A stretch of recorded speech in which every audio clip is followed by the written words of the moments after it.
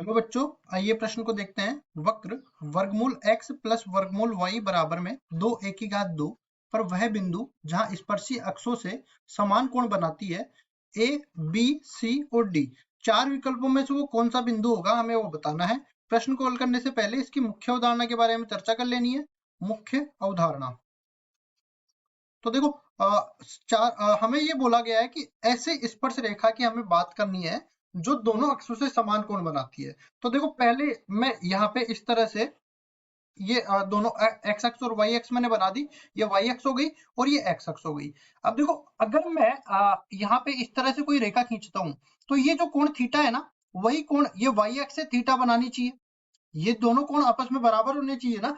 तो यहाँ पे इस तरह से समझ लो कि वैसे तो हमारे पास ये वामावर्त दिशा में लिया गया कोण जो है, ये हमारे पास धनात्मक माना जाता है और दक्षिणावर्त दिशा में लिया गया कोण ऋणात्मक माना जाता है। लेकिन हमें धनात्मक ऋणात्मक से कोई फर्क नहीं पड़ता। हमें तो ये देखना है कि एक्स अक्ष और वाई अक्ष दोनों से समान कोण बना रहा है या नहीं बना रहा। तो ये रेखा भी इससे समान कोण बनाएगी और ये अगर मैं इस तरह से खींच दूं तो ये अगर थीटा है तो ये कोण भी थीटा होना चाहिए। मतलब ये कोण भी ये जो रेखा है ये भी तो समान कोण बना रही है दोनों से।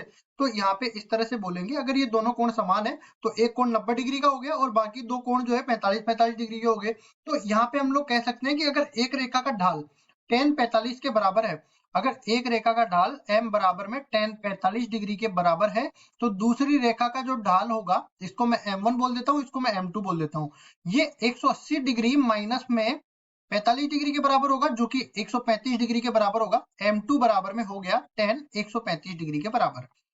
ठीक है, और ये -1 के बराबर आ जाएगा, ये +1 के बराबर आ जाएगा।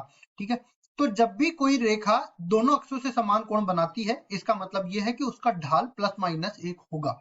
ठीक है, अब चलते हैं हम आगे। और ये वक्र का समीकरण हमें दे रखा है। अगर मैं इस वक्र के समीकरण से ढाल निकालना चाहूं तो इस तरह से बोलो कि y बराबर में fx, ये मान लो कोई वक्र का समीकरण दे रखा है और इस वक्र पर स्थित कोई बिंदु P जिसके निर्देशांक x1 y1 दे रखे हैं। तो अगर मैं dy बटा dx कर दूं और इस पर मैं बिंदु को रख दूं, कौन सा वाला बिंदु, ये P बिंदु x1 y1 जिसके निर्देशांक है, तो यहाँ से इस तरह से मेरे को स्पर्श रेखा का ढाल मिल जाएगा। अगर ये स्पर्श रेखा का ढाल इस ढाल के बराबर कर दूंगा तो मेरे पास बिंदु के निर्देशांक आ जाएंगे। तो क्या कर लेते हैं, देखो पहले तो हम लोग लिख लेते हैं इसको, वक्र के समीकरण को, जो कि दे रखा है वर्गमूल x प्लस वर्गमूल y बराबर में 2 a की घात 2 के बराबर। अब इसका अवकलन कर देते हैं, तो ये अवकलन किसके बराबर हो जाएगा, देखो x की घात 1/2 है, तो इसका अवकलन हो जाएगा इस सूत्र से, x की घात n, इस पूरे का x के सापेक्ष अवकलन करेंगे तो n गुणा में x की घात n-1 के बराबर आएगा। इसी तरह वर्गमूल y का करेंगे, लेकिन y का x के सापेक्ष करने के बाद श्रृंखला विधि से dy बटा dx से इसको गुणा भी करना पड़ेगा।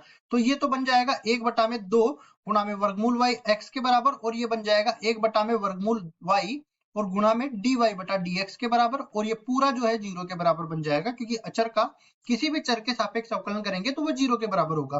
कुल मिला के अपने पास dy बटा dx जो है ये किसके बराबर आ जाएगा, ये बराबर आ जाएगा माइनस में वर्गमूल y बटा में वर्गमूल x के बराबर।